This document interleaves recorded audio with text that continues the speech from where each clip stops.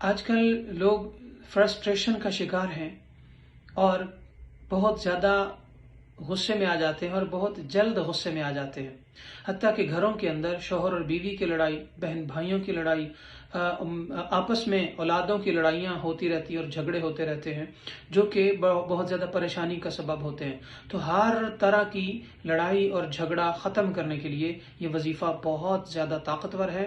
اسے شعبان المعظم کے آخری تاریخوں میں یا رمضان المبارک کے سٹارٹ میں پڑھا جائے تو زیادہ برکت والا ہوگا۔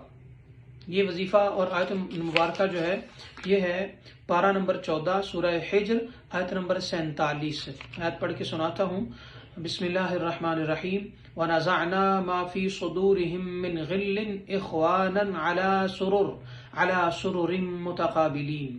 تو جو مسلمان نماز پڑھ کے اس آیت مبارکہ کو 11 بار پڑھ کے لڑنے والوں پر تصور میں اور انہیں امیجن کر کے ان پر دم کر دے گا تو انشاءاللہ وہ آپس میں 41 دن یہ پڑھنا ہے، اس سے پہلے وہ انشاءاللہ آپس میں شیر و شکر ہو جائیں گے اور ان کی نفرتیں محبتوں میں بدل جائیں گی انشاءاللہ۔